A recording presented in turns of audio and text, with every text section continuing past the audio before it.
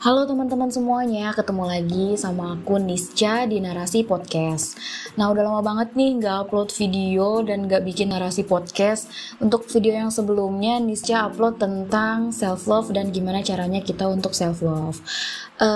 Gimana kabar teman-teman semuanya nih di tengah kondisi dan situasi negara kita sekarang? Semoga teman-teman selalu sehat semua ya. Nah kali ini Nisca mau bawain podcast tentang kepribadian. Sebenarnya penting gak sih kita untuk mengenal tentang kepribadian kita ini? Nah langsung aja, di sini kepribadian itu atau personality sebenarnya bukan sebagai bakat kodrati, melainkan terbentuk oleh proses sosialisasi kepribadian yang merupakan kecenderungan psikologi seseorang untuk melakukan tingkah laku sosial tertentu, baik berupa perasaan, berpikir, bersikap, dan berkehendak maupun perbuatannya. Jadi kenapa sih kita tuh penting untuk tahu tentang kepribadian kita? Jadi tujuan mengenal tipe kepribadian diri sendiri itu yang pertama, membantu kamu memahami orang lain lebih baik. Jadi mengenali tipe kepribadian yang dimiliki itu juga membantu kamu memahami reaksi dan persepsi. Persepsi itu sudut pandang orang lain yang berbeda dari kamu, sekalipun itu terjadi pada situasi yang sama. Jadi kamu tidak akan lagi memaksakan pemikiran maupun pendapat kamu agar disetujui oleh orang yang memiliki tipe kepribadian berlawanan dengan kamu. Kemudian tujuan yang kedua mengenal tipe kepribadian itu tahu kelemahan dan kelebihan diri sendiri. Salah satu keuntungan mengenal tipe kepribadian adalah mengetahui apa aja kelemahan diri sendiri. Paham akan kelemahan diri memungkinkan kamu untuk berhati-hati dalam melakukan sesuatu dan bertindak tidak ceroboh atau berhati-hati. Nah, kamu juga akan menemukan cara baru untuk mendekati atau menyelesaikan masalah. Misalnya, kamu termasuk orang yang mudah panik dan cemas.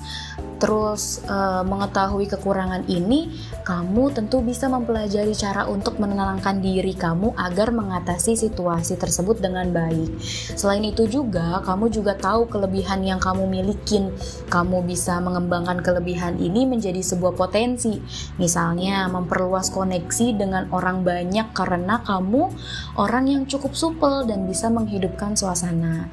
Terus tujuan yang ketiga, tahu mana yang kamu sukai atau yang tidak kamu sukai.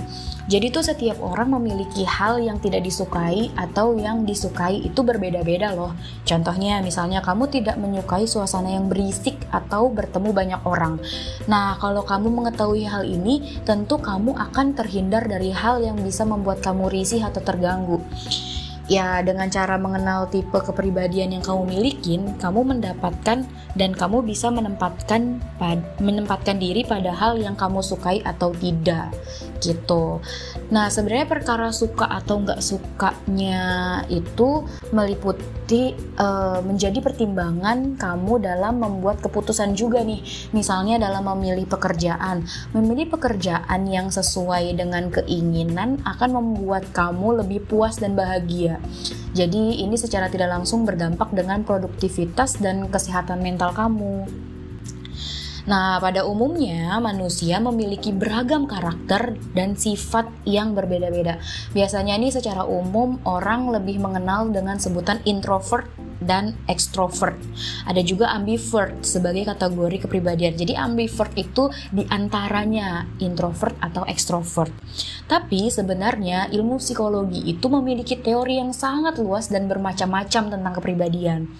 Ilmu psikologi yang membahas jenis kepribadian manusia pertama kali diperkenalkan pada tahun 370-an nih sebelum Masehi. Sampai kelibet-libet oleh Hippocrates. Ia memiliki pandangan bahwa alam semesta terdiri dari 4 unsur, yaitu kering, basah, dingin, dan panas. Nah, keempat unsur ini diyakini juga dimiliki oleh manusia. Kemudian pendapat tersebut dikembangkan oleh Galenus yang mengemukakan bahwa adanya dominasi antara salah satu unsur dengan unsur lainnya hingga muncul kepribadian yang khas pada diri seseorang. Teori ini akhirnya dikenal sebagai teori Hippocrates-Galenus. Nah, perlu diketahui juga sama teman-teman bahwa Hippocrates sendiri adalah ahli kedokteran dan juga dijuluki sebagai bapak ilmu kedokteran. Dia meneliti kepribadian berupa watak dan temperamen berdasarkan struktur cairan atau istilah latinnya itu humor dalam tubuh manusia. Ia mendapat pengaruh dari filsuf Empedokles pada tahun 490 sampai 435 sebelum Masehi, yang berpendapat bahwa alam semesta ini terjadi dari 4 unsur dasar, yaitu kering, basah, dingin, dan panas. Nah, berikut ini tipe-tipe kepribadian menurut Hippocrates Galenus. Yang pertama nih, coba teman-teman teliti dan teman-teman pahamin. Teman-teman berada dalam kategori yang mana sih? Ya. Yang pertama nih ada sanguinis. Sanguinis ini biasa disebut si optimis, humoris, dan aktif. Jadi sanguinis memiliki unsur kepribadian yang panas.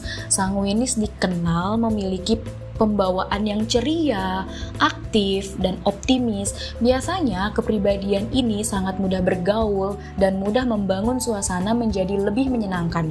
Sanguinis juga dikenal sebagai orang yang percaya diri dan dapat dipercaya. Selain itu, sanguinis juga memiliki sifat yang mudah bosen dan terkesan berantakan, sehingga terkadang sering melihat dan terlihat semaunya. Jadi sembrono aja gitu sanguinis tuh. Nah, kepribadian sanguinis ini dikenal kreatif dan cocok menjadi seniman. Tuh, perhatiin ya, mungkin teman-teman berada dalam zona sanguinis. Kemampuan alami sanguinis juga baik jika memilih pekerjaan yang berhubungan dengan dunia hiburan, travel, fashion, kuliner, dan marketing. Karena tipe-tipe orang sanguinis ini tuh memang harus bersentuhan langsung dengan human, dengan manusia gitu. Terus yang kedua ada tipe koleris.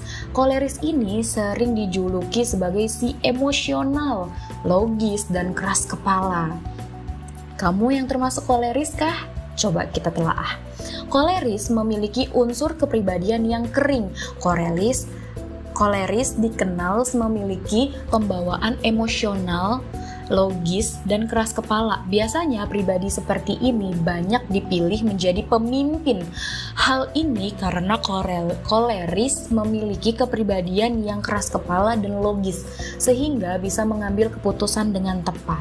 Selain itu, koleris memiliki kepribadian yang fokus, serta mandiri, dan juga berani mengambil resiko dalam keputusan yang mereka buat. Tapi sifat koleris yang keras kepala dan mudah emosi bisa menjadi sifat buruknya, terutama jika sesuatu pekerjaan berjalan lambat.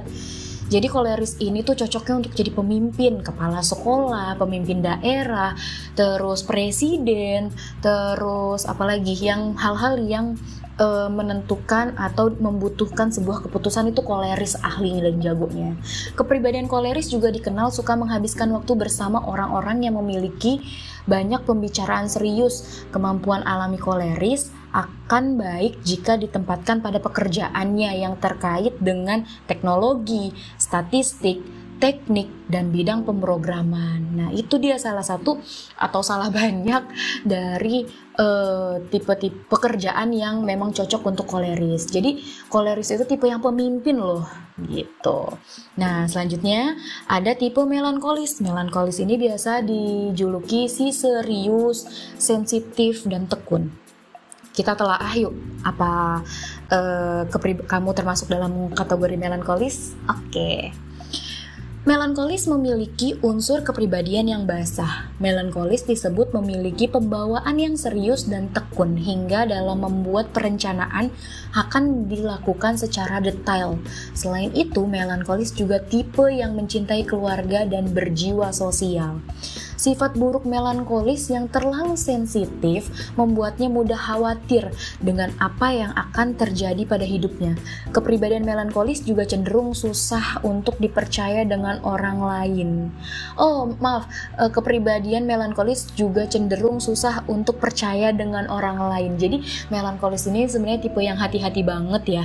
Tipe yang hati-hati banget ketika dia ingin mempercayakan sesuatu itu ke orang lain, tipe yang benar-benar perasaan banget, tipe yang benar-benar apa ya, kalau anak-anak zaman now bilang tuh baper gitu, tapi justru dia yang lebih teliti dalam hal apapun gitu. Melankolis itu hal yang lebih orang yang lebih jiwa sosialnya atau empatinya itu sangat kuat dan sangat tinggi gitu. Itu orang-orang melankolis, dan melankolis itu biasanya cenderung melakukan sesuatu hal itu dengan tekun. Misalnya dia menjadwalkan schedule-nya dari bangun tidur sampai tidur lagi, itu dia bisa konsisten terhadap hal-hal tersebut gitu.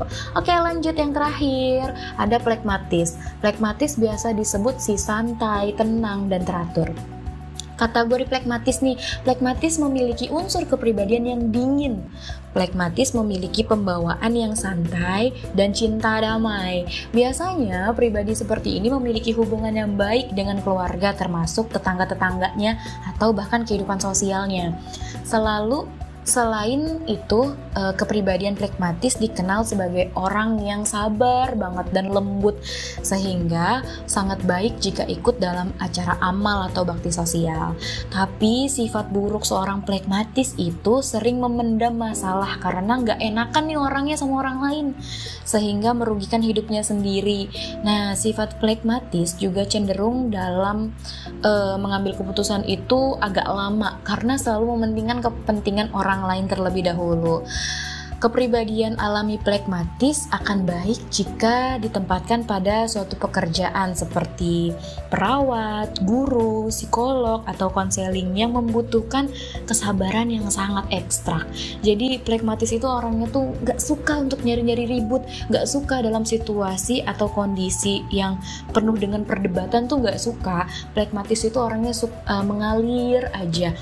Dia tuh cinta damai, gak suka ribut, gak suka debat, iya aja, aja, kayak gitu. Nah, dari keempat tipe kepribadian menurut Hippocrates, teman-teman teliti, teman-teman nilai diri gue nih yang kayak gimana ya.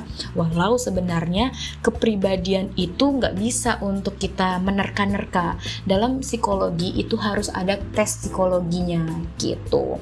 Jadi secara kasat mata atau secara perkenalannya, teman-teman nggak masalah untuk mengenal hal-hal ini gitu ya, sebagai acuan dan sebagai pandangan teman-teman bahwa kayaknya gue tipe kepribadiannya ini deh, gue kayaknya tipe kepribadiannya ini deh gitu. Nggak masalah untuk mengenal, tapi jangan menjudge bahwa teman-teman ada dalam satu tipe kepribadian gitu ya.